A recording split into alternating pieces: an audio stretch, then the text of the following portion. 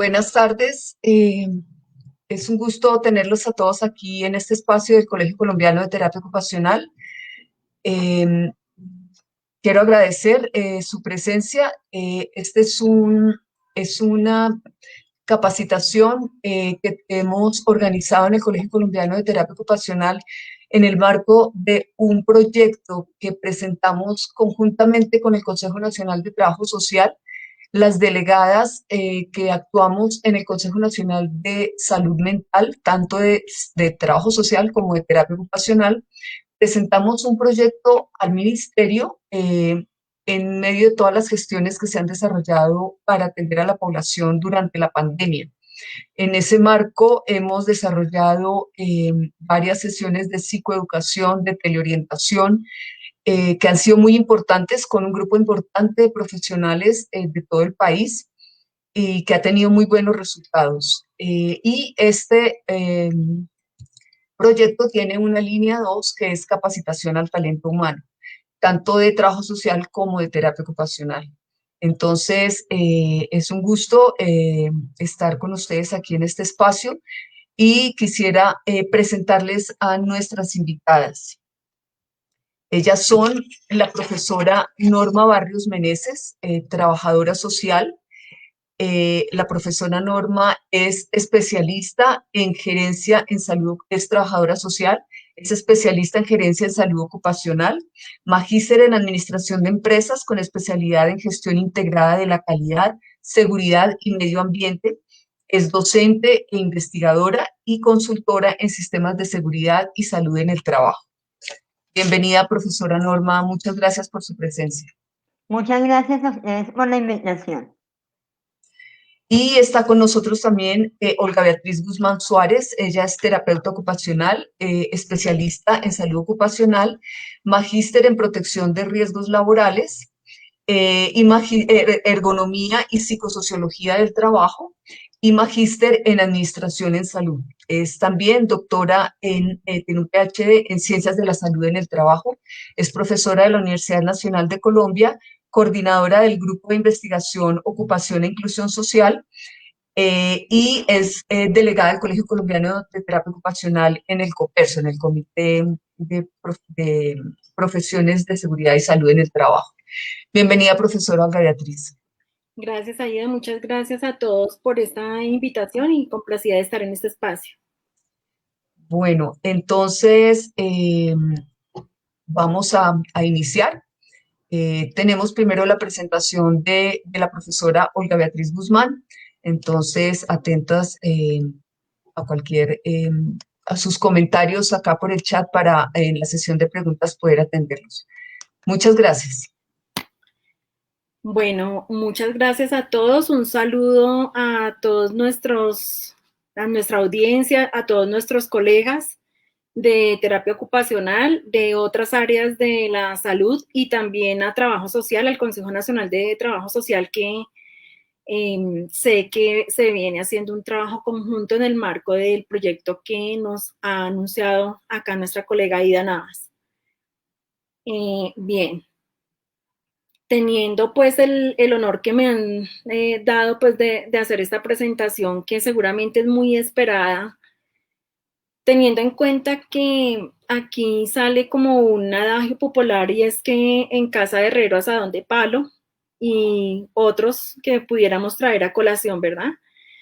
Desde la terapia ocupacional los acompaño en esta charla sabiendo que somos una profesión que como objeto de estudio tiene la ocupación humana y por ende una de las que nos ataña principalmente es el trabajo. Y el trabajo como un área ocupacional primordialmente que se da en la vida adulta y que en este rol precisamente es en el que tenemos que poner en práctica nuestros saberes, nuestras experiencias, nuestras prácticas y todo lo que emana de la profesión puesto al servicio de este sector que es el trabajo. Pero particularmente esta pandemia nos ha enseñado, nos ha dejado un mensaje muy claro y es que somos los promotores de salud, los promotores de la seguridad, de tratar de llevar el bienestar a otros, de buscar el equilibrio ocupacional para muchas personas. Sin embargo, muy pocas veces nos ocupamos de nosotros mismos, de ese autocuidado laboral y extralaboral, porque lo ocupacional vamos a ver que es más allá de solamente el rol de trabajadores. Sin embargo, pese a que en los currículos, en los planes de formación de casi todas las escuelas, de casi todas no, de todas las escuelas de formación en el país, dado el alcance de la ley 949 del 2005, que es la ley de nuestra profesión, pues sabemos que recibimos esta formación, que tenemos la fortuna además de recibir esta formación y de ser actores,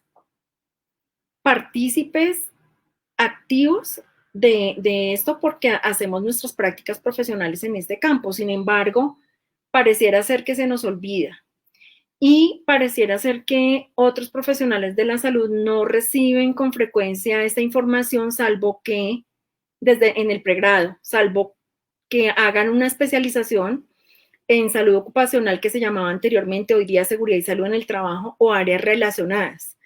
Por lo tanto, temas como el que sucedió este año con la pandemia, una exposición a un riesgo biológico y demás, nos lleva pues a pensarnos. Entonces, en esta presentación que, bueno, el reloj corre y el tema es bastante amplio, pues trataré de ir a algunas situaciones puntuales, como es ver cuál es el objetivo, el alcance y el contexto de lo que es de lo que implica la salud laboral versus la salud ocupacional. Estos son dos términos que por legislación en nuestro país han tenido una transformación, y que para la terapia ocupacional específicamente, pues sí trajo consigo muchos cambios, muchos entendimientos, dado que fue desde nuestro quehacer que pues también se entra a explicar más allá de lo laboral lo que es ocupacional. Siendo respetuosos de los marcos normativos y definiciones que a nivel internacional se siguen teniendo de lo que es la salud ocupacional como tal. Entonces, el enfoque fundamentalmente que voy a abordar es desde el marco legal, haciéndolo un poquito más hacia la práctica. ¿Qué debe saber un profesional de la salud? ¿Qué debe saber un trabajador social?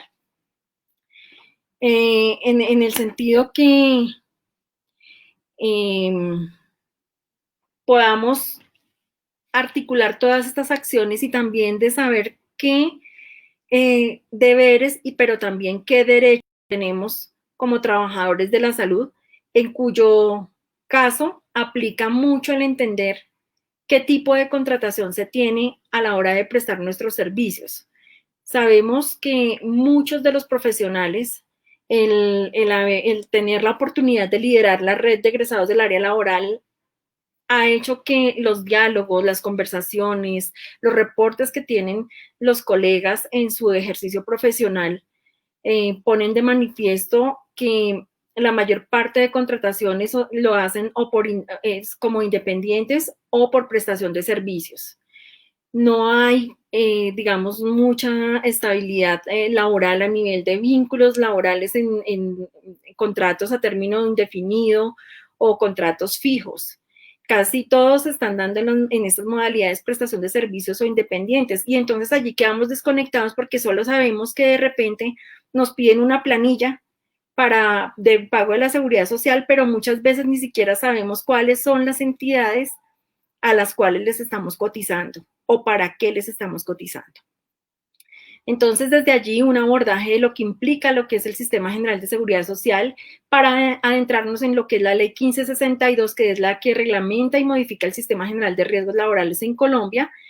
Obviamente, hacer mención solamente para recordar que la Ley 949 de 2005, que es la Ley de Terapia Ocupacional en Colombia, el papel de las administradoras de riesgos laborales específicamente para la cobertura de lo que es nuestros riesgos y prestaciones asistenciales y económicas por eventos de accidentes y enfermedades laborales, que justamente puede ser el escenario que menos conocemos. Sabemos casi siempre de EPS o un poquito del fondo de pensiones, pero no mucho de las administradoras de riesgos laborales. Sin embargo, les cotizamos a ellos. ¿Qué sucede con los profesionales de la salud y de ciencias humanas? Principalmente, ¿cuáles son los factores de riesgo que podemos llegar a tener y cómo prevenirlos?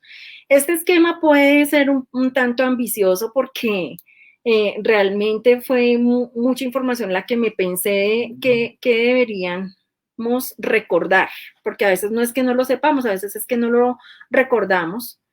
Y en este sentido, poder socializar con la comunidad profesional un panorama general sobre la salud laboral, incluyendo los principales temas, sujetos, normativas y organismos que se relacionan con esta, con el fin de contribuir al fortalecimiento de la salud y seguridad en el trabajo, en su rol como trabajadores de la salud y trabajadores sociales.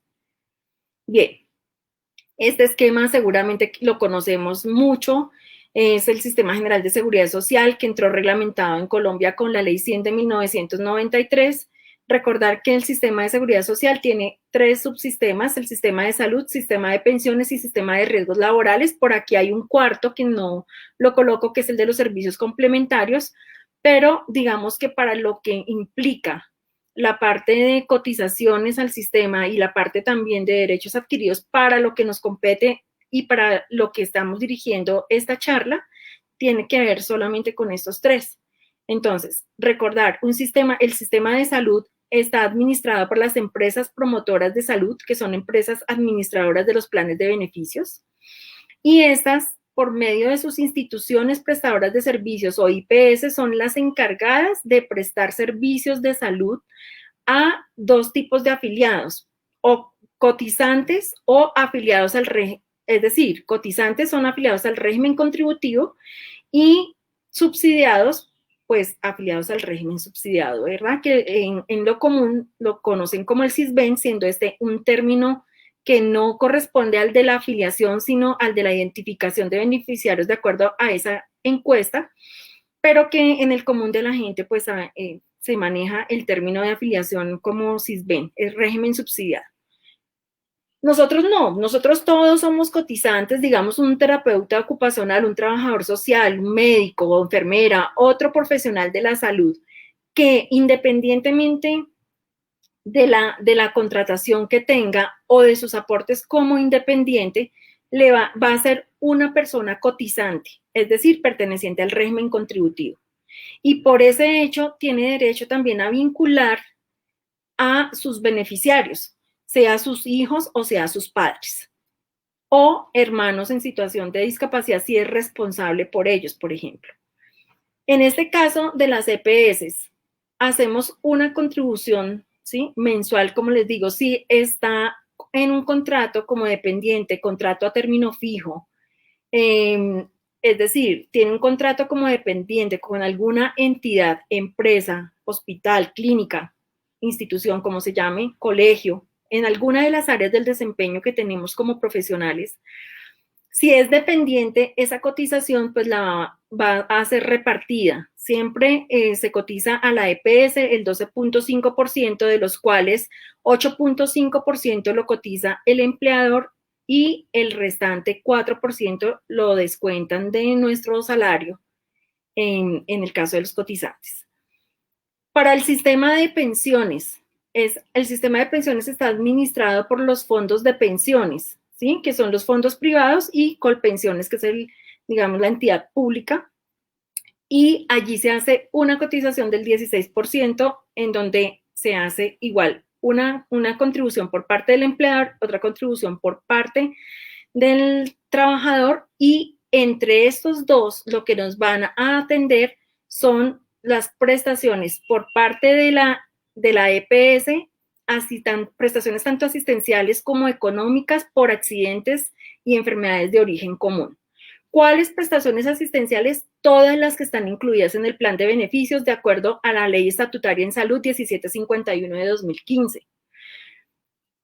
¿Cuáles prestaciones económicas? Pues las que se derivan de incapacidades temporales hasta un término de 180 días. Después de los 180 días, las EPS pasan los casos al sistema de pensiones, y es a partir de entonces que el fondo de pensiones se hace cargo del pago de esas prestaciones económicas, es decir, del pago de incapacidades, que van hasta los 540 días, fecha en la cual debe realizar una calificación de pérdida de capacidad laboral para definir si es candidato a pensión por una discapacidad que presente. Sería un candidato a una pensión por invalidez según término legal. Y en ese caso, entonces, estamos diciendo que estos dos, aquí este recuadro nos muestra que son los responsables de esa atención y de esas prestaciones asistenciales y económicas. El sistema de pensiones además responde por lo que tiene que ver con incapacidad, además de las incapacidades temporales, por lo que son las pensiones de vejez, por la pensión de sobrevivientes y los auxilios funerarios, por eventos derivados de los accidentes comunes o enfermedades comunes.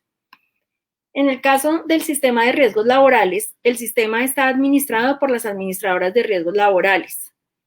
Aquí se van a atender todas las prestaciones asistenciales y económicas que tienen que ver con accidentes de trabajo y enfermedades laborales. Todo evento que no haya sido reconocido por cualquiera de las instancias definidas en la norma, ¿sí?, que son en primera oportunidad las entidades de la seguridad social, que son las EPS, los fondos de pensiones o las administradoras de riesgos laborales, son los que califican en primera oportunidad el origen de un evento para decidir si es de origen común o de origen laboral. Mientras no se haya definido el carácter laboral de una patología o de un accidente, sigue siendo común. Las enfermedades comunes que se agravan por el trabajo siguen siendo comunes. Esto es clarísimo para que podamos entender cuál es la puerta de entrada y hacia qué entidad dirigirnos en el momento en que se presente una situación. Entonces, para esto existen unas entidades del gobierno, ¿sí?, en este caso los ministerios, y efectivamente, pues aquí entra a trabajar de la mano. Si se hace una conexión intersectorial, pues son muchos los ministerios que entran en juego acá. Pero en términos de responsabilidades, sobre todo para lo que implica el trabajo formal, el trabajo como empleados o dependientes, está regulado por el Ministerio del Trabajo. Son quienes ejercen toda la parte de vigilancia y control. Y es ante ellos a quienes debemos plantear alguna queja, reclamo, denuncia, ¿sí?, ante cualquier situación en que veamos vulnerada una situación laboral, o que inclusive podamos hacer consultas alrededor de lo que es la contratación o de lo que son los derechos en términos prestacionales. De la mano, pues, iría el Ministerio de la Protección de Salud y Protección Social. Digamos que ellos, a través de la Subdirección de Riesgos Laborales, tienen injerencia en algunos temas porque trabajan de la mano para poder sacar proyectos y sacar normas que tengan una cobertura para las dos poblaciones, tanto los dependientes como los trabajadores informales. Esta parte del Ministerio del Trabajo también aplica para quienes trabajan como independientes o por contratos de prestación de servicios. Entonces, aquí que es importante que sepamos que el Ministerio del Trabajo debe trabajar de manera intersectorial en la construcción de esos acuerdos para promover el empleo digno, promover los derechos de los colombianos en capacidad de trabajar, construir más y mejores empresas, fomentar la calidad del talento humano y buscar que en Colombia no haya un solo trabajador sin protección social. Digamos, esta es la filosofía. Pero somos nosotros los que somos garantes de ese derecho y por ende, pues debemos buscarlo no solamente, hoy hablamos para nosotros, hoy no hablamos para la población que son nuestros sujetos de intervención o de evaluación en nuestros roles como profesionales, ¿sí? Hoy somos nosotros las personas, los trabajadores a quienes nos habla la norma. Entonces, en este espacio que está dedicado para nosotros precisamente, podemos entender que la salud laboral versus la salud ocupacional, por la transformación que hubo de términos, es una disciplina que trata de la prevención de las lesiones y enfermedades causadas por las condiciones de trabajo y de la protección y promoción de la salud de los trabajadores. Entiéndase condiciones de trabajo como todos los factores que pueden estar, se me fue... como todos los factores que pueden estar interviniendo en un momento dado para que una persona pueda desempeñarse y que si sobrepasa una capacidad o que está evidente algún agente sin un control, puede ocasionar un accidente o una enfermedad. Por eso la protección y promoción de la salud de los trabajadores acá es fundamental. ¿Con qué objeto? Con el objeto de mejorar las condiciones del medio ambiente de trabajo, así como la salud en el trabajo, que conlleva la promoción y el mantenimiento del bienestar físico, mental y social. Y esto, pues, aunque lo sabemos y lo llevamos en las venas, muchas veces, pues, se nos pasa, simplemente. Entonces, aquí vamos a ver que de acuerdo con la ley 1562 del 2012, se entenderá en adelante todo lo que hablábamos de salud ocupacional en el país, ahora se entiende como seguridad y salud en el trabajo. De paso aquí para decirles que esta transformación del término no solo implica para nosotros como profesión, digamos, un alivio, en el sentido que muchas veces nos confundían. Quienes no han asimilado este nuevo término desde el 2012 de seguridad y salud en el trabajo, acuérdense que a veces nos decían, vaya a salud ocupacional, en vez de decir vaya a terapia ocupacional, entonces decían vaya a salud ocupacional. Pues dos profesiones y dos servicios totalmente distintos, ¿no?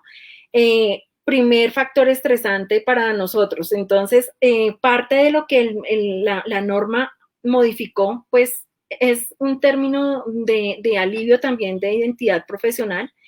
La salud laboral, pues implica que es el rol que desempeñan las personas en el trabajo específicamente.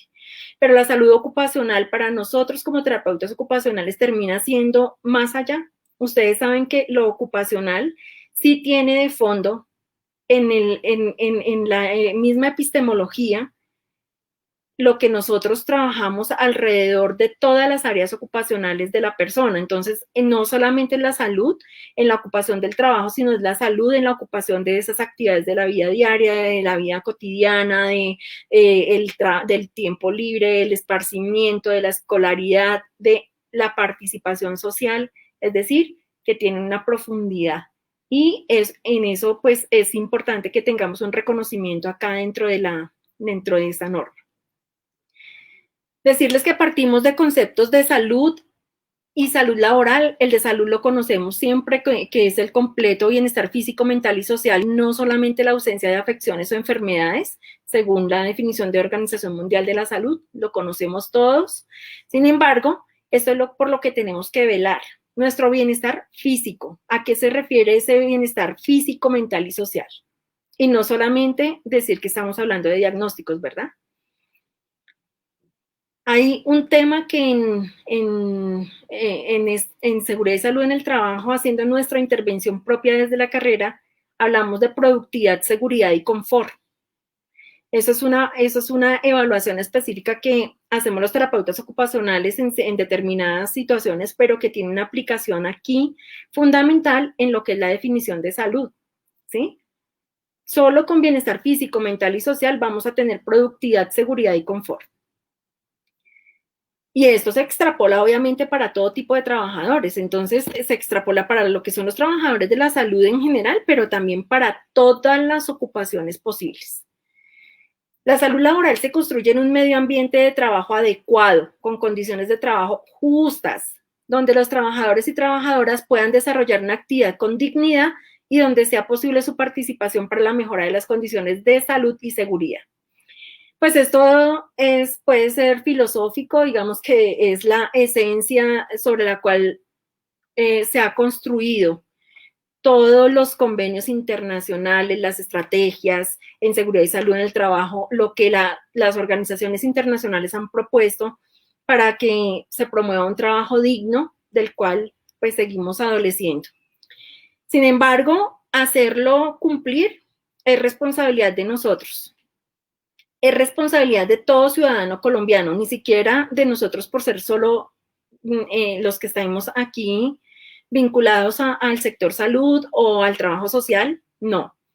Es un deber de todo ciudadano en el marco de la Constitución Política de Colombia reconocer cuáles son los deberes y derechos que tenemos solo con el hecho de ser ciudadanos. Y después de eso, pues como personas, cómo vamos a hacer aplicable esto, no solamente con las poblaciones con las que asesoramos. Repito, hoy él está dedicado para nosotros. Entonces, nosotros tenemos que ver de la constitución política que emana de allí para que entendamos que la salud, el trabajo, es la accesibilidad a los servicios de salud, ¿sí? A la protección social, es un derecho, como es un derecho a la vida y son bienes irrenunciables. Así que por esto mismo también, en la medida que nosotros conozcamos algo del marco normativo, vamos a poder hacer las reclamaciones. Una persona que no conoce sus derechos es una persona que es susceptible a que se los vulneren precisamente. Entonces, en ese espectro podemos entender. Aquí solo traje las principales y solamente se las voy a dejar en pantalla. Pero el marco normativo en salud laboral para Colombia es supremamente denso, es muy extenso, toda la vida ha sido así. De hecho, pues Colombia se reconoce como uno de los países líder y que es referente de muchos otros países latinoamericanos para todo lo que tiene que ver con la elaboración de normas, ¿sí? Aquí está normado absolutamente todo. El vacío grande es en que se cumpla o no se cumpla, en quién vigila para que realmente se cumpla y en qué realmente está fundamentado esto para que se haga una realidad. Entonces, acá solamente nosotros lo podemos hacer visibles cuando lo conocemos. Les menciono una ley 9 de 1979, conocida como el Código Sanitario Nacional, en donde se establecen todas las normas para preservar, conservar y mejorar la salud de las personas. Una resolución 2400 del 79, como pueden ver, son dos normas muy antiguas, pero que siguen siendo como clásicas, en el sentido que se establece esta última, cuáles son las disposiciones sobre higiene y seguridad en los establecimientos de trabajo, por ejemplo. Si nosotros como terapeutas ocupacionales trabajamos en un colegio, si ese es nuestro escenario, o trabajo social, que igual trabaja en cualquiera de los escenarios comunitarios, clínicos, empresariales, en fin. Si conocemos esta norma, nosotros podemos saber realmente si nuestro puesto de trabajo o el de las personas con las que son nuestros pacientes o nuestros usuarios realmente tienen una comodidad, un confort.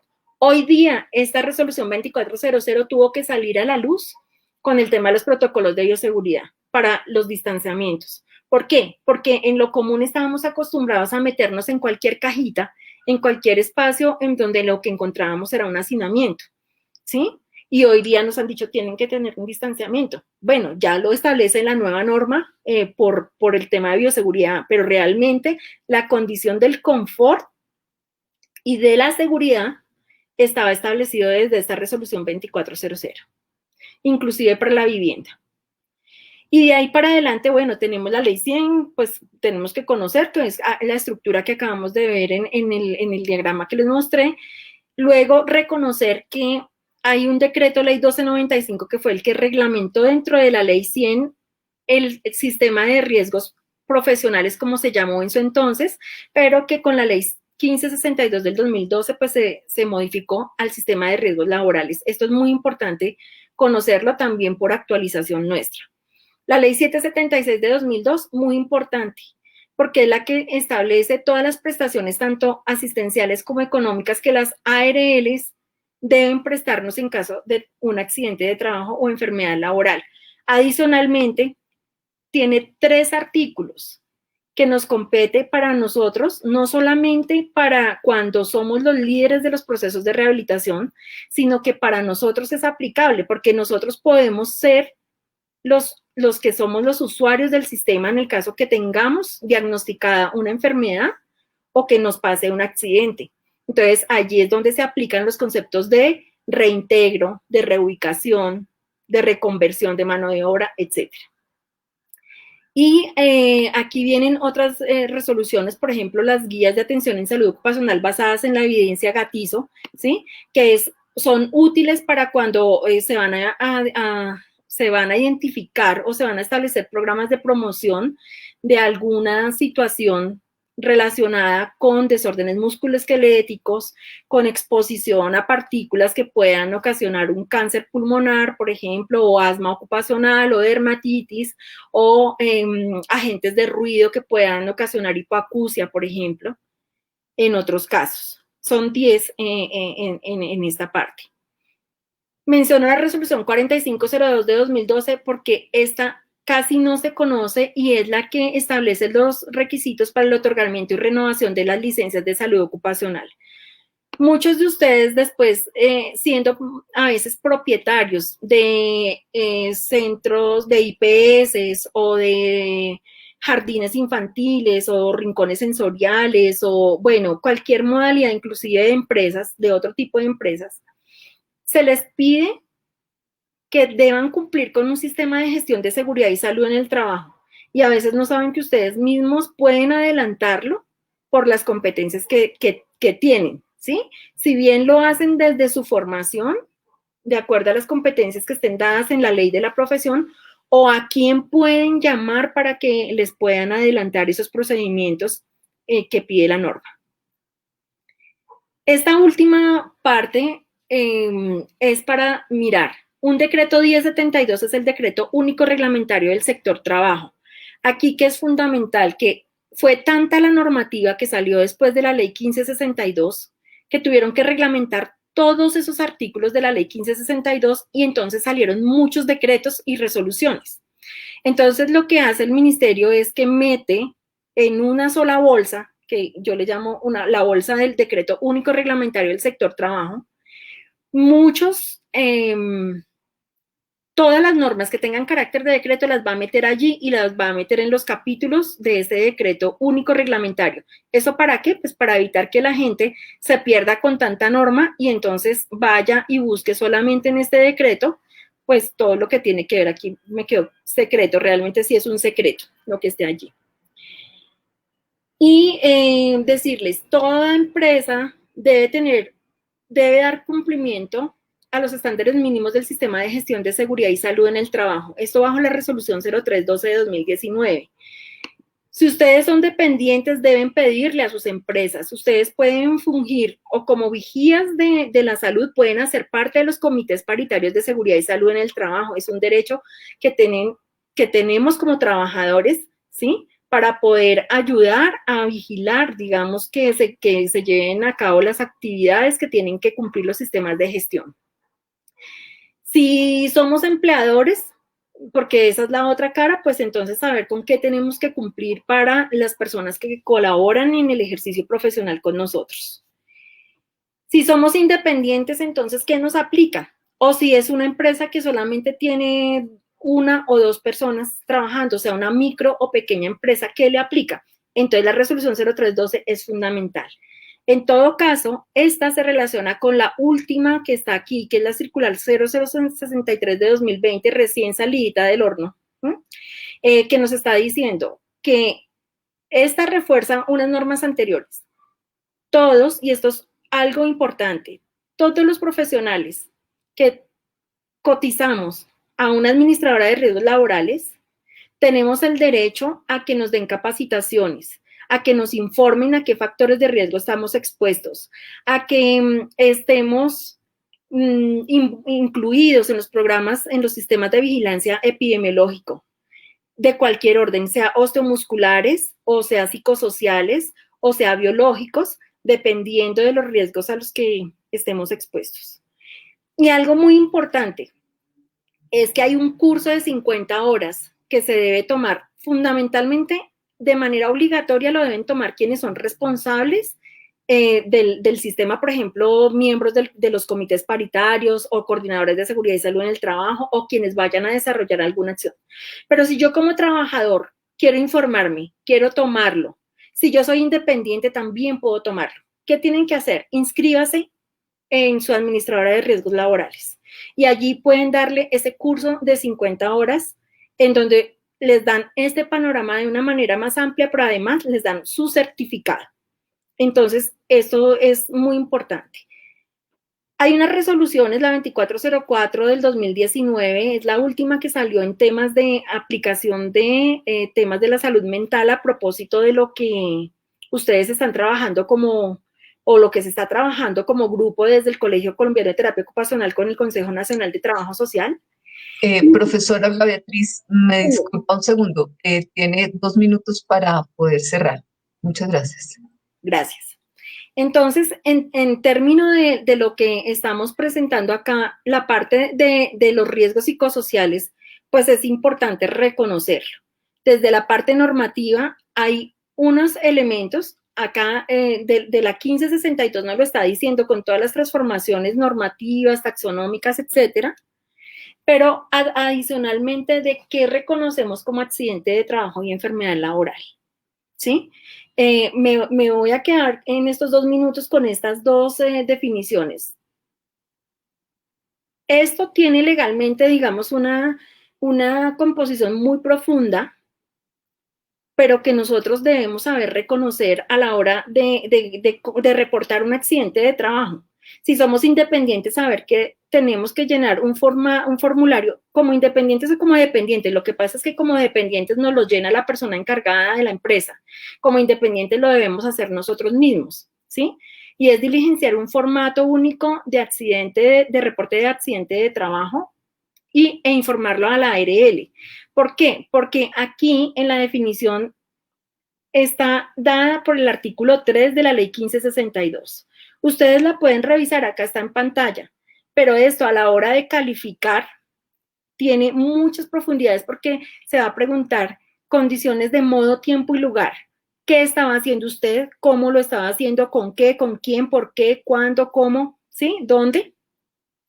Para poder hacer el reconocimiento de esto, y esta definición inclusive contempla lesiones que se puedan presentar a nivel orgánico o a nivel de perturbaciones funcionales o psiquiátricas, que esto es algo nuevo en esta norma, ¿sí?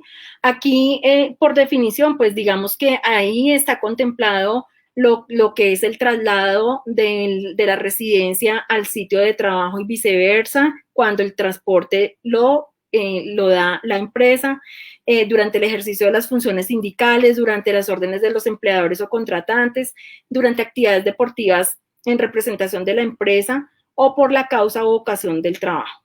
La enfermedad laboral, pues aquí como ustedes se pueden dar cuenta, estos son los principales factores de riesgo a los que se ven expuestos o nos vemos expuestos los profesionales de la salud dependiendo de en dónde nos desempeñemos. Entonces, la definición de la enfermedad laboral, ¿en dónde la encontramos? En el artículo 4 de la ley 1562 del 2012, y lo que hay que demostrar es una causa-efecto. Para que aquí, este germen indica que puede haber presencia de un virus, hongo o bacteria para el año que nos corresponde, el coronavirus, ¿sí? Era el que estaba de moda, pero el riesgo biológico siempre ha estado presente en los escenarios clínicos principalmente. El tema aquí de los síndromes de sobreuso o las lesiones a nivel de columna son los principales problemas a nivel musculoesquelético que podemos presentar por el manejo de pacientes o de usuarios o de personas con discapacidad o de las posturas prolongadas, movimientos repetitivos, sobreesfuerzos que podamos llegar a tener. Y un tema de enfermedades psicosociales derivadas de riesgos psicosociales, ¿sí? Síndrome de burnout, temas de estrés, temas que pues son los que nos están ocupando y que están aumentando las estadísticas a nivel laboral, aunado al acoso, aunado al tipo de trabajo y organización de las tareas, cualidad de las tareas que tenemos que desempeñar. Bien, entonces la invitación es a que aplícalo tú mismo, como dice acá en la diapositiva, se promociona la salud, se previene la enfermedad o el accidente. Esta es una charla que tiene demasiados elementos desde el punto de vista normativo. Lo más importante es que para el cumplimiento de estos servicios sepamos a qué tenemos derechos con las administradoras de riesgos laborales, y en esas coberturas pues poder solicitar las asesorías. Las ARL son asesoras ¿de quién? De los cotizantes, sea directamente a los empleadores o sea directamente a nosotros como cotizantes directos de manera independiente. Bien, entonces aquí me voy a saltar, tenía pues otras diapositivas para detenerme, pero fundamentalmente es decirles, si somos promotores de los estilos de vida y trabajo saludable, si en razón de las profesiones del área de la salud trabajamos en actividades encaminadas a la promoción, educación, prevención, control y rehabilitación, pues eso es lo mínimo que debemos saber. Nosotros trabajamos en escenarios que no son solamente el talento humano en salud, no trabaja solo en consultorios o en hospitales, trabaja a nivel comunitario, trabajamos en grupo, en colectividades, trabajamos de manera individual en todos los escenarios que ya conocemos y por ende hay una serie de factores de riesgo que debemos reconocer y que por lo tanto aquí en esta imagen les dejo que son herramientas, muchas de estas construidas inclusive desde nuestra profesión, ¿sí? Como son las guías de atención basadas en la evidencia, como son la guía para el sistema de gestión de la seguridad y salud en el trabajo. Ustedes que la están trabajando como grupo, no solamente para recibir esta capacitación, sino para llevarla a las comunidades, especialmente cuando sean vínculos con el trabajo, es la Guía Técnica General para la Promoción, Prevención e Intervención de los Factores Psicosociales y sus efectos en la población trabajadora. Hay una guía que sacó el Ministerio para la Prevención y Protección de Agresiones y Violencia contra los Trabajadores de la Salud. Esta es muy importante que nosotros la conozcamos. Somos agredidos frecuentemente y no sabemos ni siquiera a dónde recurrir, qué hacer. Todo esto está disponible en la página del Fondo de Riesgos Laborales. Hay un manual de rehabilitación elaborado fundamentalmente por terapeutas ocupacionales para que hagamos uso también de esto que técnicamente lo podemos entender.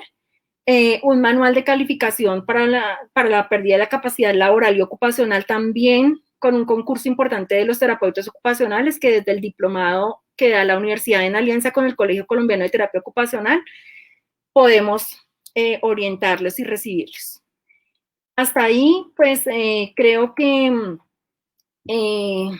nos quedamos con la sensación de que estamos expuestos a diferentes factores de riesgo, que lo más importante es poder reconocerlos, saber de qué se trata para ver cómo se intervienen en el marco de la prevención y en el marco de las asesorías que debemos recibir por el solo hecho de ser esos cotizantes. En aras del tiempo, pues hasta ahí decirles que también desde el Laboratorio de la Ocupación Humana de la Universidad Nacional de Colombia estamos disponibles para darles alguna orientación. Muchos de ustedes pues son egresados de la universidad y saben que igualmente pues podemos estar haciendo diálogos un poco más abiertos y más profundos. Era solamente como un panorama para esta charla, para decirles que a veces no aplicamos lo que sabemos para nuestra salud, para nuestra calidad de vida. Este es un mensaje de teleocupación porque estamos trabajando de manera virtual y pues aquí está la dirección del laboratorio por si alguna cosa y pues bueno, espero que con esto simplemente es un abrebocas. Muchas gracias.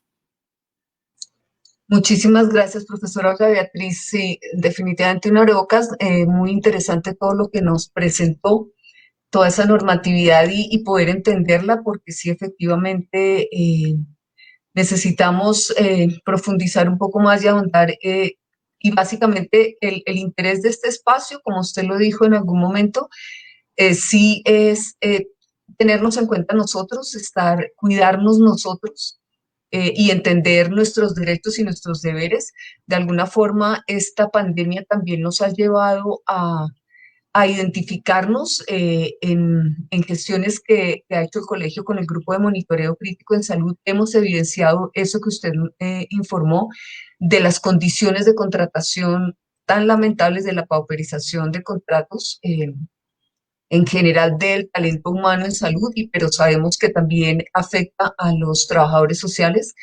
Pero es eso, es como sacar un tiempo para identificar esos factores que nos afectan y reconocer y conocer la normatividad que nos cubre y que nos respalda y que nos defiende. Entonces, muchísimas gracias, profesora Olga Beatriz. Sí, seguramente es necesario que hagamos concretemos otro espacio para hablar un poco más.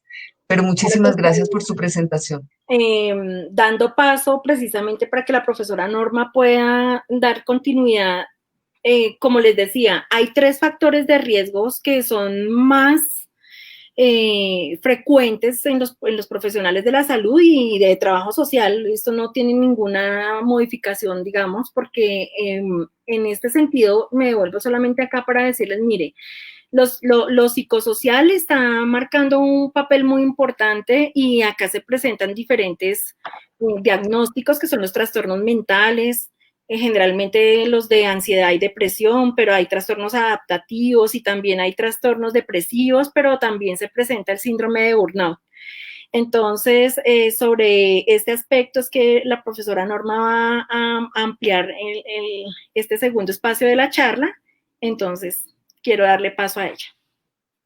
Muchísimas gracias, profe Olga. Muchas gracias, profe Aida, y bienvenidos a todos en esta participación tan importante. Me voy a permitir hacer la proyección de...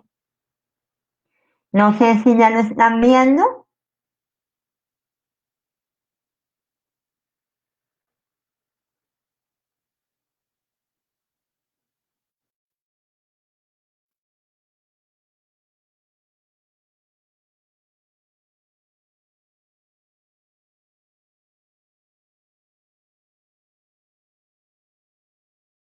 Bien, ¿sí lo están viendo ahora? Ya, sí, señor. Perfecto, bueno, nuevamente bienvenidos, muchas gracias al Colegio Colombiano de Terapia Ocupacional y al Consejo Nacional de Trabajo Social, pues por darnos la oportunidad a la profesora Olga y a mí de poder hablar de un tema o de unos temas muy importantes que hacen referencia a todo el tema de el sistema de seguridad y salud en el trabajo y todo lo que tiene que ver también con la resolución 2409 de 2019, que hace básicamente referencia a todo el tema del monitoreo y seguimiento de los riesgos psicosociales.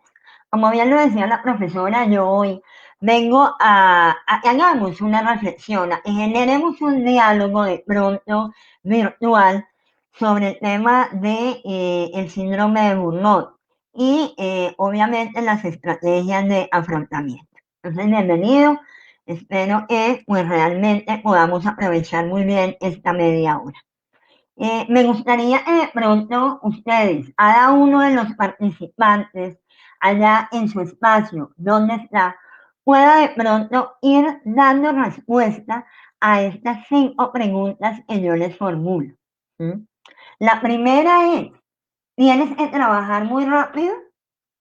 Ustedes por ahí solitos frente a su computador, piensen, analicen cómo es su trabajo y desen ustedes mismos la respuesta. Ahora, en cuanto a la segunda pregunta, ¿le cuesta olvidar los problemas del trabajo? No sé, de pronto cuando llegan, se acuestan un domingo, estando en familia, recuerdan siempre todo lo que tiene que ver en el hospital, en el centro médico, en el colegio, porque pues igual es importante hacer una aclaración. El tema del síndrome de Burnout, pues a las áreas que más afecta, por decirlo de alguna manera, según las estadísticas, es al personal de salud y al personal de la parte de educación, ¿no? Entonces, por eso si hay alguien aquí trabajando en un colegio, también puede pensar. La tercera pregunta es, ¿se tiene en cuenta tu opinión cuando se te asignan las tareas? El jefe de ustedes en algún momento, cuando les va a asignar una tarea, una nueva función, les llama, las llama, les comenta, les sugiere, tiene en cuenta su opinión. Por favor, vayan ustedes a ir respondiéndose allá solitos. ¿Sí? Ahora, en cuanto a la cuarta pregunta, ¿te sientes comprometido con tu profesión? Si no lo sienten, tranquilos. Es un análisis introspectivo para que ustedes lo analicen. Ojo, no es con el cargo, no es con el trabajo, no es con la empresa, es con su profesión. ¿de acuerdo? Y por último, si tienes algún asunto personal o familiar, puedes dejar tu lugar de trabajo al menos una hora sin tener que pedir permiso especial a tu jefe o a alguien en especial.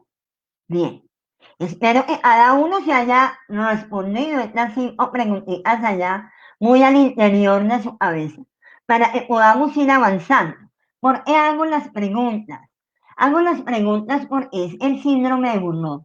Es un síndrome que no solamente le da a los demás, a mí también me da. A mi esposo le puede dar, a mi hermana le puede dar, a todo empleado. Y vuelvo y digo, sobre todo en esas 2 líneas o esas 2 áreas de intervención, sea trabajador social, psiquiatra, psicólogo, terapeuta ocupacional, docente, en fin, persona de cualquier área puede desarrollar un síndrome de Burnout. Entonces, es para que lo tengamos en cuenta, no solamente para nosotros, sino también en nuestro quehacer profesional. ¿De acuerdo? Bien, esta es una enfermedad que no es nueva, es una enfermedad, vamos a hablar un poco de los antecedentes, que se viene hablando de ella por allá desde 1974, cuando en Nueva York el doctor Herbert Frauenberger en calidad de voluntario en una clínica de adicciones en farmacología, empezó a identificar que los empleados, los profesionales de la salud, al cabo de un tiempo empezaban a generar algunos síntomas muy llamativos, entre los que se encuentra, por ejemplo, la progresiva pérdida de energía, la desmotivación por el trabajo, los cambios de comportamiento hacia los pacientes. Es decir, se percibía menos sensibilidad y menos comprensión de la situación del paciente o del usuario. Por último, también se evidenció en su momento en las personas generaban síntomas propios de ansiedad y depresión. Esto llamó poderosamente la atención del doctor Freudenberger y empezó a hablar sobre el tema y empezó a denominarle a través de su ejercicio de análisis y de estudio el síndrome de Burnout o síndrome del EMALO.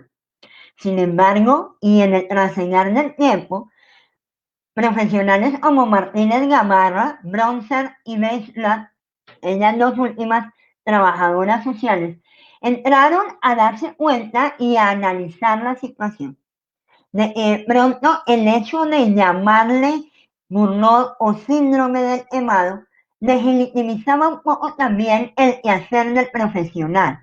Porque si nosotros hacemos la analogía del cerillo, cuando lo quemamos, el cerillo pierde la cabeza. Evidentemente, cuando generamos un síndrome de Burnout, evidentemente lo vamos a ver más adelante, empezamos a tener serias dificultades y a generar incluso hasta situaciones de autolesionarse de una manera fulminante, por decirlo de alguna manera. Entonces, ellas dijeron, no, pues tampoco la intención es llegar a ese punto. Más bien, con todo el estudio, siendo ellas también pacientes del síndrome de Burnout, decidieron que era mejor denominarle síndrome del desgaste profesional. Ustedes me dirán, profe Norma, interesante, pero en últimas, cuéntenos qué es el síndrome de Burnout o el síndrome de desgaste profesional.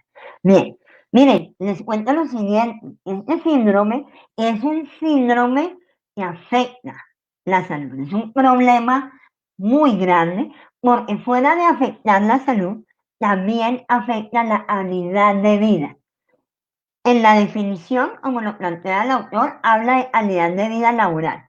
Sin embargo, en la dinámica y en el relacionamiento que los seres humanos tenemos en diferentes escenarios en los que nosotros participamos, podemos darnos cuenta que este síndrome afecta no solamente la vida laboral de la persona, bien sea el profesional de la salud o de cualquier área, sino que también afecta mi desempeño a nivel familiar, mi desempeño en mi nivel académico, si estoy cursando algún otro carrera o especialización, en fin, ¿cierto?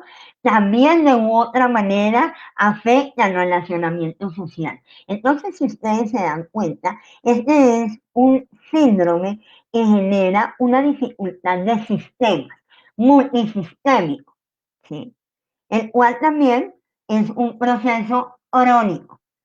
¿Por qué? Porque de una u otra manera el cuerpo tiene una reacción, tiene una respuesta psicofísica. De una u otra manera afecta toda la relacionamiento, todas las consecuencias que este individuo pueda desarrollar en cualquiera de sus escenarios, ¿cierto? De una u otra manera lo hace ineficaz, lo hace ser insuficiente dentro del cumplimiento de todas sus actividades cotidianas. De igual manera, pues genera que la persona se sienta exhausta, se sienta indefensa, entre en un proceso de ostracismo, es decir, que se aísle de todo el entorno y de igual manera, desde el punto de vista físico, su actividad no se puede dar común y corriente porque presenta un estrés excesivo y un nivel completamente general de insatisfacción. ¿De acuerdo? Ahora, es importante que tengamos en cuenta lo siguiente. ¿Qué características presenta el síndrome de Burnout? Si ustedes, compañeros o toda la sala asistente, tuvo como respuesta de esas 5, al menos 2 o mínimo 2 positivas, es importante que usted tenga y preste demasiada atención a las características de las que vamos a hablar en este momento. 1. Primero que todo, empezamos a ver el agotamiento emocional. Como les he comentado, se empieza a ver la fatiga mental, física y emocional, ¿cierto? De igual manera, empezamos a ver que empezamos a cambiar nuestro genio, nos volvemos irritables, nos volvemos malhumorados, perdón, y hay una gran insatisfacción laboral, hay descontento y pesimismo. Es lo que comúnmente denominamos un panorama completamente negro, un túnel sin luz al final. Eso lo empezamos a sentir. Esa es una de las características fundamentales. Segundo, empezamos a tener una despersonalización. Es decir, como tenemos un agotamiento emocional, un agotamiento mental, empezamos a cerrarnos nosotros mismos. Vuelvo al tema del ostracismo. Y empezamos a darnos cuenta que profesionalmente empezamos a cerrarnos hacia el usuario. Algo es muy grave, porque ustedes bien saben que eso es lo que puede generar en algún momento la deshumanización y la pérdida de sensibilización en el servicio. Nosotros somos trabajadores sociales, terapeutas, psiquiatras, psicólogos, en fin, una cantidad de profesionales que tenemos como eje fundamental de nuestro quehacer profesional la dinámica de la interacción con nuestro usuario o paciente. Entonces, fíjense lo grave que puede pasar si empezamos a presentar una de estas características. Por último, encontramos una baja realización personal. Esta baja de realización personal es como la suma de las dos anteriores. Empezamos a sentirnos frustrados y empezamos a sentir que nuestro trabajo no tiene, los resultados conseguidos. Perdón, qué pena con ustedes. Ahora bien, también dentro de esta dinámica es importante para todos poder identificar si hay personalidades o perfiles proclives a desarrollar el síndrome de Burnout. Claro que sí los hay, por supuesto que sí. Para que lo tengamos en cuenta, en nuestra vida personal y en la vida de nuestros pares, de nuestros familiares, porque insisto, este síndrome a todos nos puede atacar en cualquier momento. Por eso debemos estar atentos Y por eso debemos estar en nuestra empresa, sea cual fuere, estar muy atentos del seguimiento de los riesgos psicosociales. Pero bien, sigamos con el tema de los perfiles. Uno o la más importante dentro de estos elementos o perfiles es la personalidad previa. Ustedes dirán, ¿cómo así personalidad previa? Pues es cuando las personas, algunas personas, presentan personalidades perfeccionistas.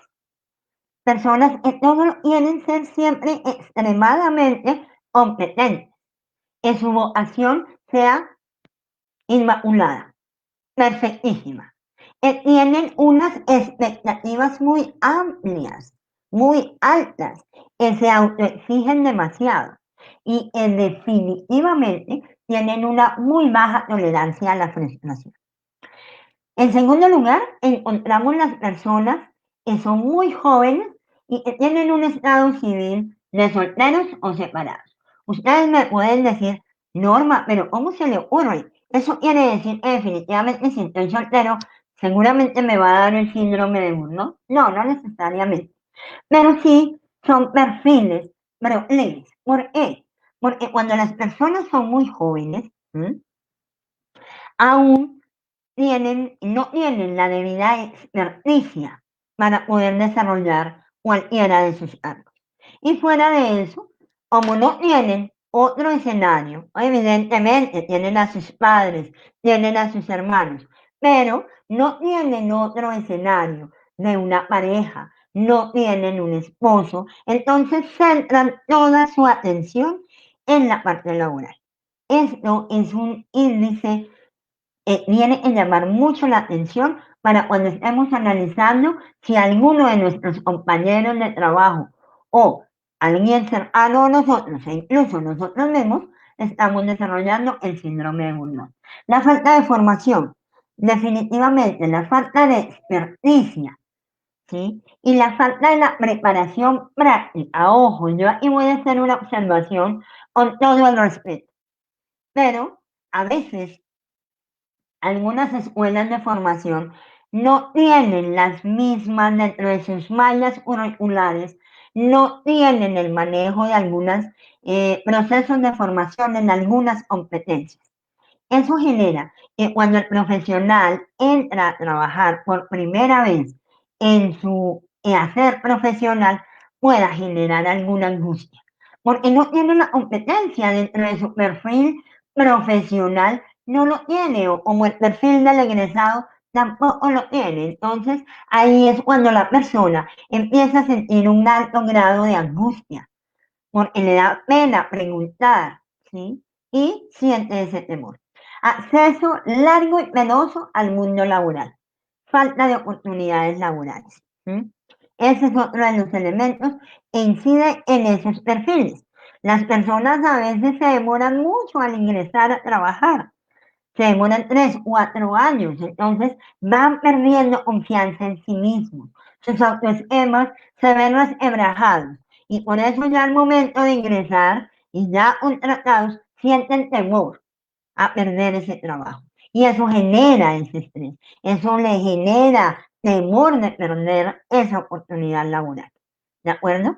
Otro factor, otro perfil es que hay personas que definitivamente por la falta de esa estabilidad laboral, pues sienten ese temor. Personas, como lo hablaba ahora la profe Olga, muchos de nosotros están contratados por OPS. Bueno, en fin, las condiciones laborales no son las mejores, ¿cierto? Otros de pronto tienen unos horarios muy difíciles, o de 20, turnos de 20 horas, 16, en fin. Las empresas también ayudan un poquito en este perfil de las condiciones laborales porque no cumplen a cabalidad con todo el tema de higiene y seguridad industrial, por ejemplo, y todo en el marco del sistema de seguridad en el trabajo. También los aspectos ambientales, las relaciones laborales son fundamentales porque hay personas que siempre quieren caer bien, siempre quieren estar a gusto, que todo el mundo esté a gusto con ellas. Y cuando esto no se da, pues definitivamente es un detonante para poder generar este tipo de situaciones. Otro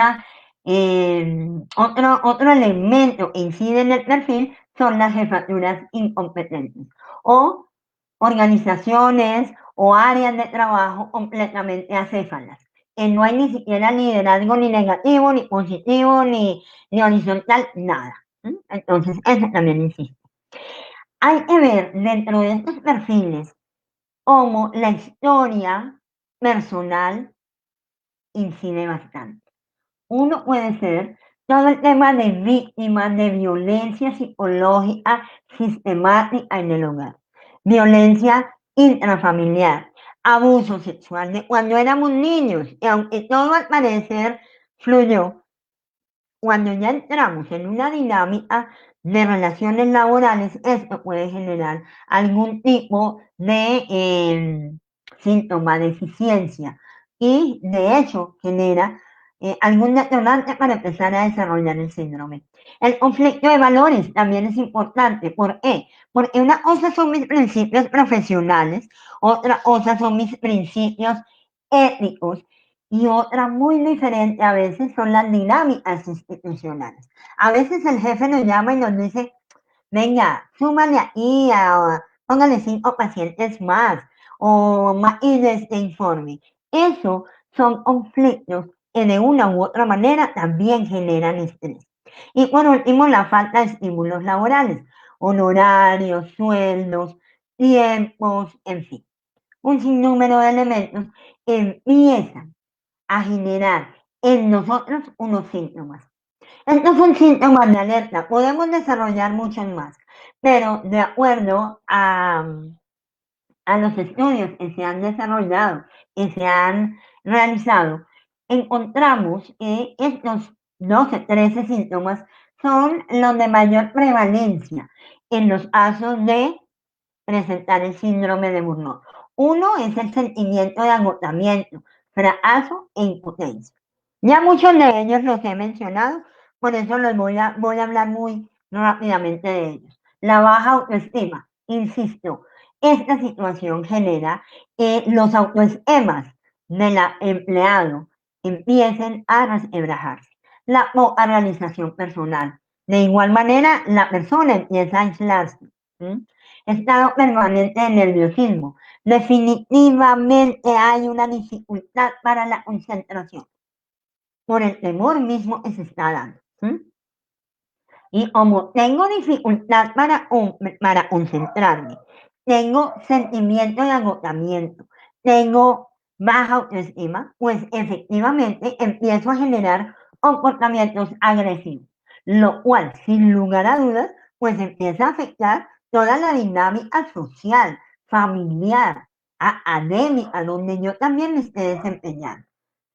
Empezamos a ver la cefalea, dolores de cabeza muy fuertes, taquicardia, insomnio, dormimos 2 horas, 1 hora o fácilmente no dormimos. ¿Por qué? Porque nos la pasamos rumiando todo el tiempo acerca de todo lo que pasó en la oficina, en el hospital, en el centro médico, en el colegio donde estemos trabajando. El absentismo laboral empieza a jugar un papel importante. Ya no quiero participar. El aburrimiento, la impaciencia y la irritabilidad y la comunicación deficiente. Cuando yo tengo todos estos síntomas, tengo que prender todo lo que es mi sistema de alertas tempranas, por decirlo de alguna manera, para poder estar atento a empezar a trabajar estrategias de afrontamiento. Ahora, ustedes me dirán muy bien, Norma, está claro, espero que esté claro hasta el momento, pero queremos saber cómo se da esto. Es decir, ¿el burnout aparece así, como por arte de magia? No. El burnout trabaja básicamente o se presenta mejor en 4 fases. Primero hay una leve, donde empezamos a evidenciar, insisto, en estos síntomas, la cefalea, dolor de espalda, pérdida de habilidad para el desarrollo de funciones. Es leve, entonces yo puedo decir, ay, me está molestando la cabeza, Puede ser porque dormí mal, porque dormí tronchado, o porque la silla me molesta, el dolor de espalda, la lumbalgia. Luego viene la fase moderada. Aquí ya empezamos a ver el déficit de atención y empezamos a ver algo muy importante, que es la tendencia a la automedicación. Claro, si yo tengo dolor de cabeza, pues ahí tengo mi Advil siempre guardadito. Si tengo la lumbalgia, entonces el Doloflex también ahí lo tengo guardadito, ¿cierto? Si tengo el dolor de ojo, entonces, y para cada dolor tengo una medicación, pero no voy al médico nunca, porque nunca tengo tiempo. Yo siempre tengo mis frasquitos de todas mis medicamentos. Empiezo a tener fatiga, aburrimiento, no tengo motivación. Ya nada me motiva, ni mi pareja, ni el trabajo, ni mis hijos, ni mis padres, nada. Empiezo a tener un sentimiento de frustración, culpabilidad y autovaloración negativa. Incompetencia, me siento incompetente por todo. Todo para mí, todo el mundo progresa, todo el mundo cumple sus metas, sus objetivos laborales y yo siento que yo no. Luego ya empezamos a desarrollar el grave, una fase grave, donde es mayor el ausentismo laboral, empiezo a sentir aversión al trabajo, empiezo a ser cínica, en la medida en que no me interesa si no voy a trabajar, no me interesa que diga mi jefe, y empiezo ya a abusar del alcohol y de los psicofármacos. En consecuencia con la moderada, ¿no? Si ustedes se dan cuenta, esto es una fase muy evolutiva, digámoslo de esa manera. Por último, ya encontramos la fase extrema, donde hay aislamiento completo, crisis existencial, depresión crónica y alto riesgo de suicidio.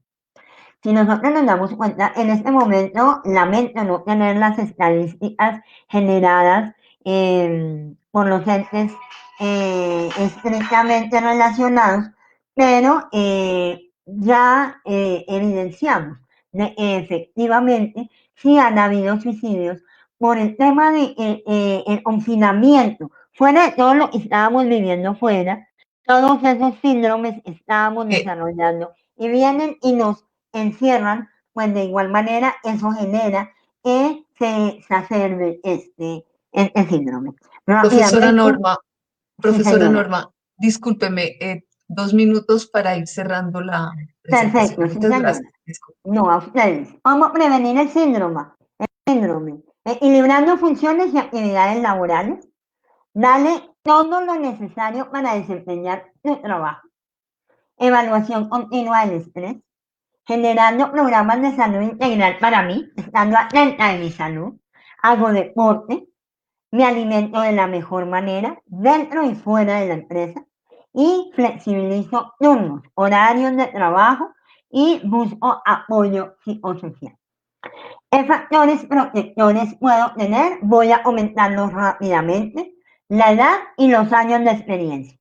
Ustedes dirán, profe Norma, pero usted en otro apartado nos había dicho que la edad era un factor de riesgo. Claro, pero en este momento ya, cuando yo tengo la experiencia, puede ser un factor protector. Perdón. Posesión de estrategias adecuadas para manejar el estrés y las situaciones conflictivas, capacidad de aceptar y analizar problemas, tolerancia a la frustración, y hay 3 elementos puntuales, perdón, queridos colegas y compañeros. 1, el enfoque de derechos. La constitución política y la normatividad legal vigente nos permite a nosotros exigir nuestros derechos. Que si soy mujer, pues tengo el mismo derecho que el hombre a ganar lo mismo. Que si presento alguna discapacidad, alguna incapacidad, alguna situación, el hecho de no poder hablar bien, el hecho de que me falte una pierna, no quiere decir que no tenga acceso a la inclusión, que no tenga acceso a los medios laborales. Ojo con eso, porque la Constitución y el Estado colombiano nos favorece esa exigencia de esos derechos. y la cohesión social. Es importante que lo tengamos en cuenta. Ahora, ya para terminar rápidamente, y teniendo en cuenta las 5 preguntas, él les hizo. Ojo, por favor, asistentes a este evento. Vuelvo y les insisto, si usted respondió más de 2 preguntas positivas, preste atención a lo que le voy a decir. Perdón. ¿Cuáles son las estrategias de afrontamiento? Básicamente son 3. Individuales, grupales y organizacionales. ¿Cuáles son las individuales? Sea asertivo. Trate de ser asertivo. Utilice su tiempo adecuadamente. Descanse. Tenga en cuenta el descanso es importante. Plantee objetivos claros, reales, mesurables. Plantéese usted los objetivos. Aumente y conserve sus amistades. Es importante. El entorno social. Es muy importante. Delegue responsabilidades. Usted no es Superman. Entienda eso, por favor. No se crea indispensable. Todos tenemos un límite. Todos tenemos que saber hasta dónde podemos apuntar. ¿De acuerdo? Si usted siente y se le está saliendo de las manos la situación, solicite ayuda. Todos somos humanos. Todos somos vulnerables. Todos también tenemos situaciones personales. Por eso, comparta sus problemas. Obviamente no con todo el mundo, pero sí con sus pares, con sus más allegados. Compártalos. Si tiene dudas, pregunte. A veces uno dice, no, pero ¿qué dirán los compañeros y yo, tan bobis, tan brutis, perdónenme la expresión, cómo no voy a saber tal cosa? Y si no la sabe, no se estrese, no se preocupe, pregunte. No se genere esos lazos de tedio, de angustia. Sea buena vibra. Dale gracias a la vida, bueno, en fin. Porque también la buena energía ayuda. No estoy aquí intentando que se vuelvan cristianos ni evangélicos, no. Simplemente es invitándoles a que tengan una buena vibra todos los días. Eso también ayuda. Les invito, por ejemplo, a que lean un poquito sobre el modelo de la felicidad para la intervención en los escenarios laborales. Y se van a dar cuenta que lo que les estoy diciendo es muy cierto. Ahora, en cuanto a las estrategias de afrontamiento grupal, pues dése apoyo, escuche, participe, entienda que usted está en una realidad social, que usted es y forma parte de una realidad social. Y la tercera, por última, es toda la parte organizacional, es todo lo que tiene que ver con el sistema de seguridad en el trabajo. Usted puede participar en los comités de participación en salud, puede en los OPACOS, puede ser vigía de salud, ¿sí? Y así no esté en ningún cuerpo colegiado, pero usted puede ayudar a su empresa, a sus compañeros, a que ellos también utilicen los elementos de protección personal, a que hagan grupos de apoyo, a que la empresa también acceda a todos los beneficios que la ARL ofrece. A todos esos elementos, a estar atentos del reglamento interno de salud ocupacional, reglamento interno de trabajo, todos esos elementos. Lo invito a que usted esté atento a estas estrategias de afrontamiento. Y créame que con eso ya no va a responder 2 ni más preguntas, sino mucho menos. Muchísimas gracias.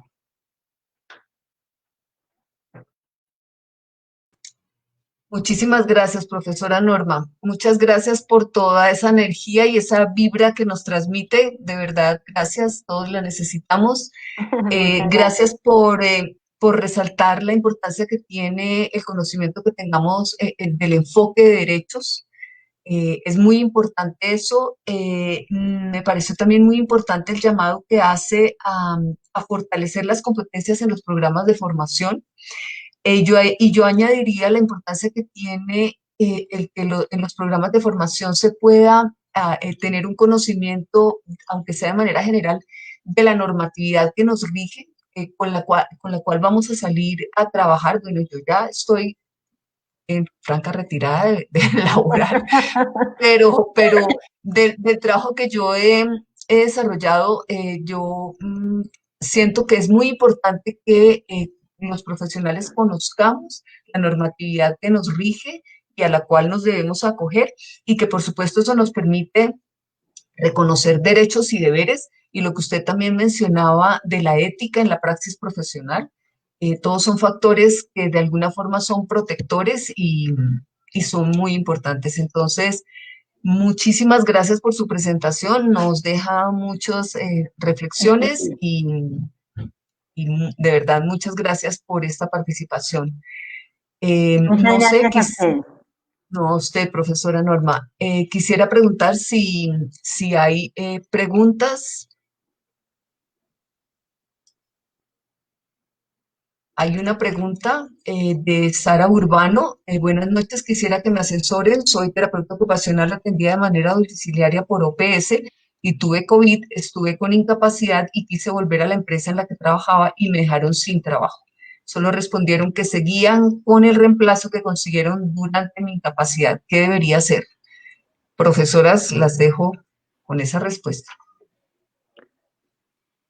Bueno, Sara, aquí es importante saber que, como lo mencioné al comienzo de la presentación, que hay una entidad de gobierno que es el Ministerio del Trabajo, que tiene direcciones territoriales. No sé si usted está ubicada en Bogotá, pero en todos los departamentos hay, porque están las direcciones territoriales. Entonces, es acercarse a una dirección territorial donde hay inspección de puestos, donde hay inspectores de trabajo, para que puedan estudiar el caso. Sin embargo, ¿qué es importante? Si usted menciona que estaba por OPS, ¿sí? Estaba haciendo prestación de servicios como tal a nivel domiciliario.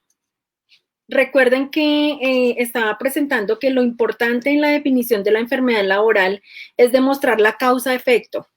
Y particularmente en el COVID ha sido una de las situaciones que, como solamente se decretó como enfermedad directa para los profesionales en primera línea, factor que ha sido de discusión precisamente por la coalición aquí del talento humano en salud, de la cual estas profesiones, trabajo social, terapia ocupacional y muchas otras han hecho parte para justamente solicitar el reconocimiento de esas situaciones. Sin embargo, como enfermedad directa solamente quedó para profesionales de primera línea, lo cual no excluye a ningún trabajador, ni así no sea de la salud, a ningún trabajador que por la prestación de sus servicios o por su trabajo, por su ocupación, sospeche que pudo haber adquirido el COVID en razón de esa ocupación.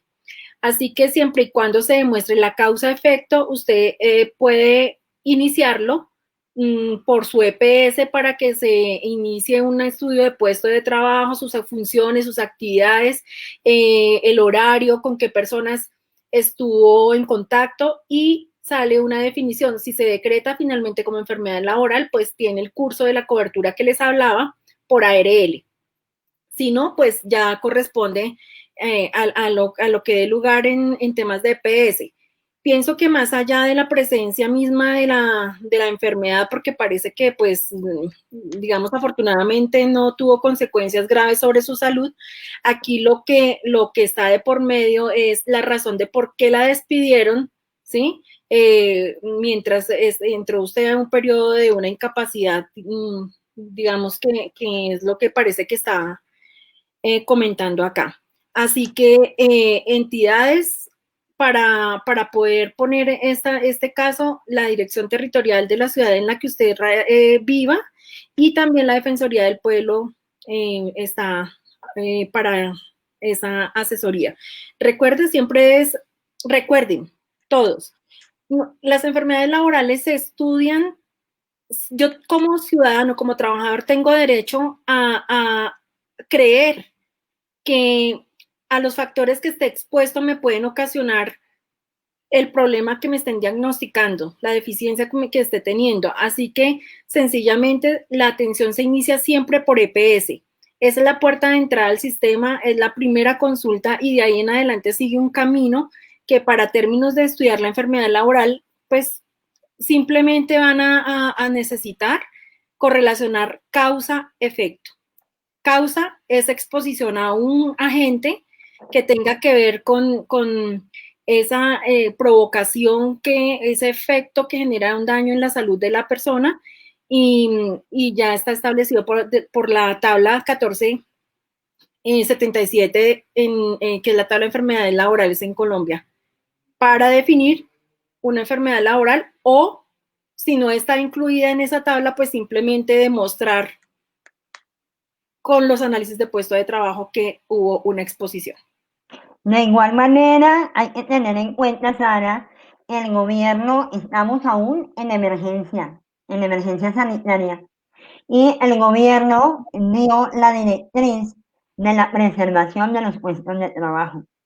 Entonces, como bien decía Olga, a través de la Defensoría del Pueblo, ¿sí?, tú puedes acceder definitivamente a exigir tu derecho, porque aquí también estamos hablando de el derecho fundamental al trabajo. Está determinado también por la Constitución política.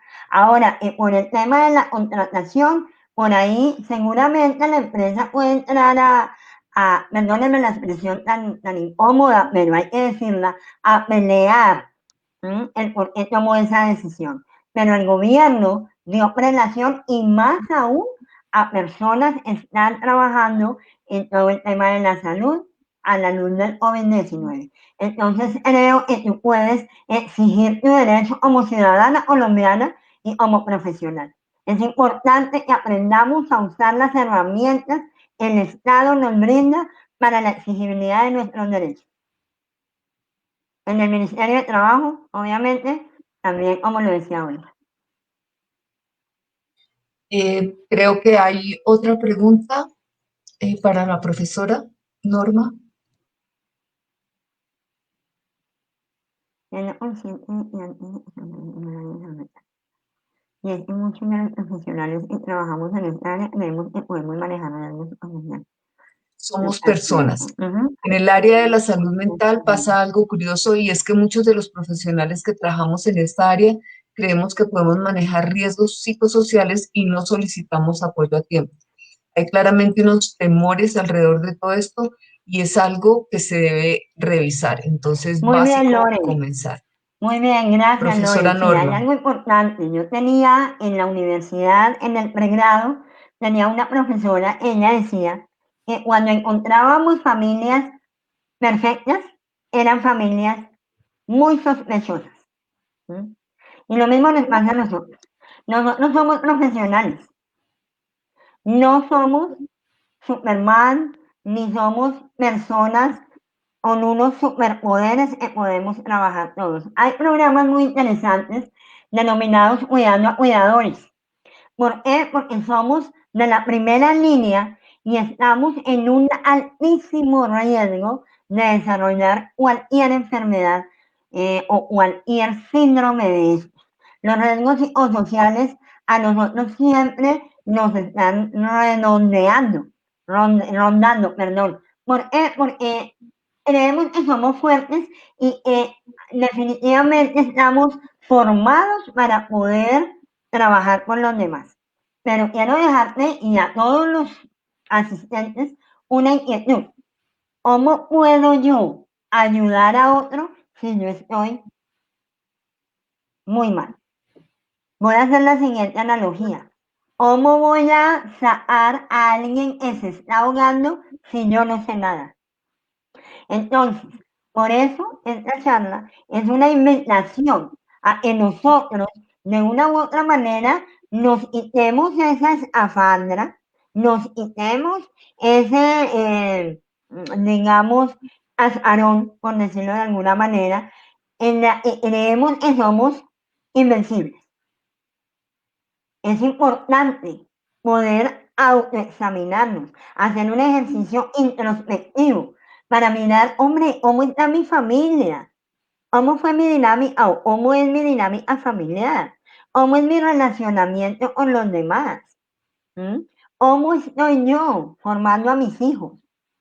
Para así mismo poder atender a una señora que llega al consultorio con una hija de pronto con una amputación, o bueno, no sé, con 1000 situaciones que se puedan dar.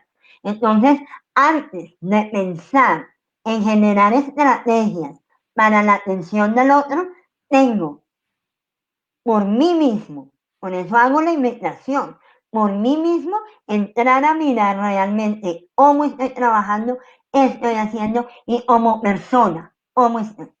¿Listo? Esa es una invitación muy importante. Muchas Desde lo gracias, que profesora Norma. Aida, desde lo que plantea Norma, fíjense cómo los enfoques y los objetos de estudio precisamente se complementan. Lo que tú acabas de mencionar, Norma, hace referencia al equilibrio ocupacional que nosotros como terapeutas ocupacional tanto tratamos de buscar en las personas para que en su desempeño, en todo lo que hacen, puedan realmente alcanzarlo, cosa que es bastante difícil, ¿cierto? Es tratar en el tema que hablamos de repartir el tiempo, el día en esas 8 horas de trabajo, 8 horas de descanso y 8 horas de esparcimiento, de ese confort que tratamos de lograr y que muchas veces es imposible y que no lo aplicamos para nosotros. Ahí está Lorena, creo que era la que preguntaba en el campo psicosocial, todas estas herramientas, ese protocolo que les mostré, que es la guía que se reglamenta con la resolución 2404, por eso es conocerla, es hacer uso de esos factores protectores y de poder llevar a cabo antes de llegarle a nuestros usuarios, pues hacerlo aplicable para nosotros mismos, que creo que ha sido el mensaje y la conclusión en este espacio. Sí, muchísimas gracias, profesoras, por su aporte. Quisiera mencionar algo muy rápidamente. Es muy importante, a raíz de la denuncia que hace la colega de la cancelación de su contrato, el grupo de monitoreo crítico en salud del que hacemos parte, alrededor de 25 organizaciones de salud, venimos haciendo ese monitoreo exactamente desde el comienzo de la pandemia, identificando eh, qué pasó qué pasó en temas de bioseguridad, qué pasó con el tema de contrataciones. Ahí fue donde nos dimos cuenta la pauperización de la contratación, de que la mayoría del talento humano en salud en general está contratado por OPS y en unas condiciones muy difíciles. Hicimos indagaciones sobre el estado de salud mental y de contagio por COVID. Entonces, ¿por qué lo retomo? Porque estamos a puertas posiblemente de hacer una cuarta consulta eh, para, para indagar. Entonces, un poco el llamado a atender cuando desde las organizaciones consultamos a los profesionales cómo están, en qué situación están, porque si tenemos datos, podemos gestionar. Si tenemos información, las organizaciones podemos, como dice la profesora Norma, pelear. Podemos discutir, podemos argumentar. Entonces, es un poco el llamado que quisiera hacer a esto, porque las organizaciones gremiales nos enfocamos un poco en eso, en trabajar por la profesión, pero en trabajar por el respeto de los profesionales. Entonces, de nuevo, muchas gracias a las dos profesoras, un excelente espacio de reflexión. Muchas gracias al Consejo Nacional de Trabajo Social, al Colegio Colombiano de Terapia Ocupacional y bueno, estén todos muy atentos porque vamos a seguir con esta importante articulación. Muchas gracias.